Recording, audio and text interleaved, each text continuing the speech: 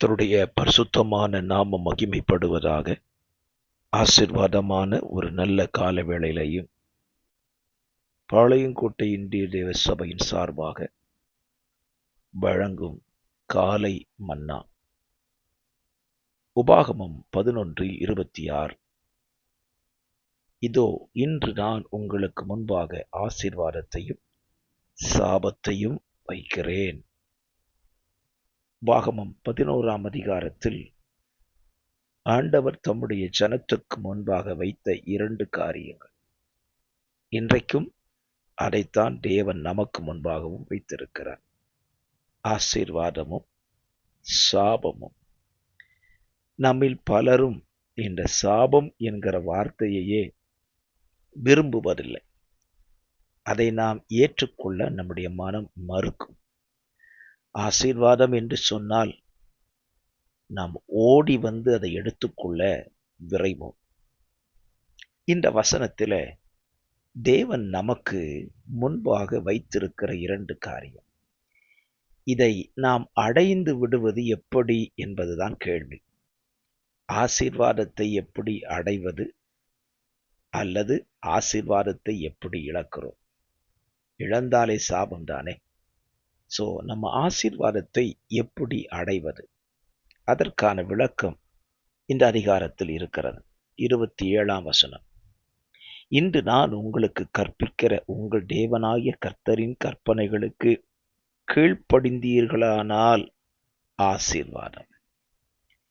ஆசீர்வாதத்தை எப்படி பெற்றுக்கொள்ளணும் அப்படின்னு கேட்டீங்கன்னா, கர்த்தர் கற்பிக்கிற கட்டளைகளுக்கு அல்லது கற்பனைகளுக்கு கீழ்ப்படிந்தாலே ஆசீர்வாதம் தானாக வந்துவிடும்.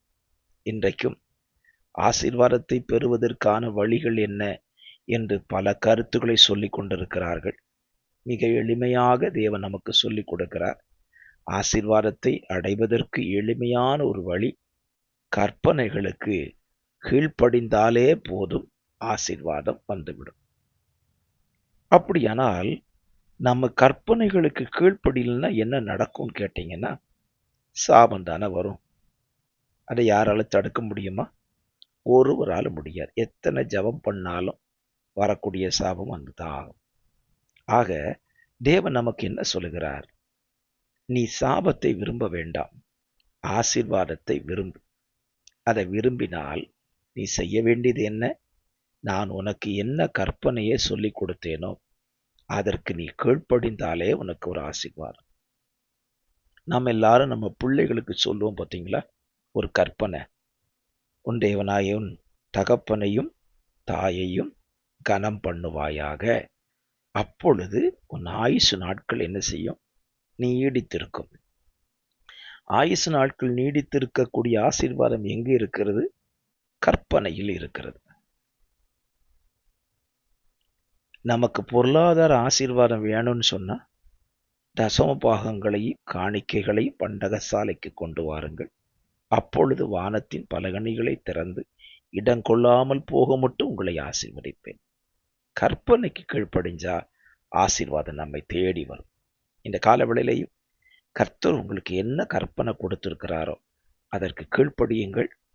ஆசீர்வாதம் உங்களை தேடி தானாய் வந்து சேர்ந்துவிடும். யாரும் தடை செய்ய முடியாது. தகப்பனே, இந்த வார்த்தைகளுக்கு எங்களை ஒப்புக் கொடுக்கிறோம். நடக்க உதவி செய்யும். ஆமேன், ஆமேன்.